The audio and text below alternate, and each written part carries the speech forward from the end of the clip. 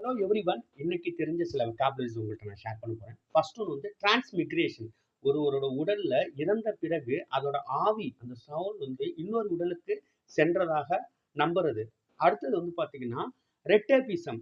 சில அலுவலகங்கள்ல சாதாரணமா முடியக்கூடிய வேலைகள வந்து பார்த்தீங்கன்னா, அது அளவுக்கு அதிகமான ஃபார்மாலிட்டீஸ் இருக்கும் இல்லையா? ஸோ அந்த அத இழுத்தடிச்சு அந்த வேலைய வந்து ரொம்ப இழுத்தடிக்கிறதுக்கு பேர் ரெட்டேபிசம்னு சொல்லுவாங்க.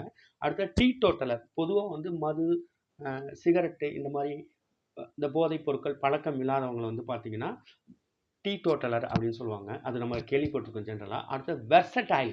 வெர்சடைல் அப்படின்னா, எ genius who has several things, who knows several things. அதாவது பல்வேறு துறைகளை சார்ந்த அறிவு உள்ளவர்கள் தான் வெர்சடைல் அப்படின்னு சொல்லுவாங்க. அடுத்தது ஆக்யூலிஸ்ட். ஆக்யூலிஸ்ட் அப்படின்னா, a specialist. Okay. In the treatment of eye diseases. கண்கள் நோய் இருக்கு இல்லையா? கண் நோய்கள் சம்மந்தப்பட்ட நிபுணத்துவம் பெற்ற மருத்துவரை வந்து என்ன சொல்லுவாங்கன்னா, ஆக்யூலிஸ்ட் அப்படின்னு சொல்லுவாங்க. அடுத்தது வந்து பார்த்தீங்கன்னா, ஓரோகிராஃபி. ஓரோகிராஃபினா மலைகளை பற்றிய படிக்கக்கூடிய ஒரு ஜியாகிரஃபி தான். அந்த ஜியாகிரஃபிலே நிறைய பிரிவு இருக்கு இல்லையா?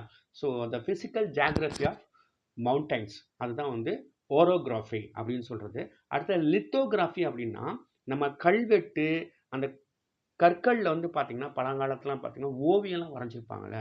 ஸோ அத பத்திய ஒரு ஆய்வு, இல்ல அத பற்றிய ஒரு படிப்பு லித்தோகிராஃபி புரியும்னு நெனைக்கிறேன். அடுத்து வந்து நெப்போட்டிசம்.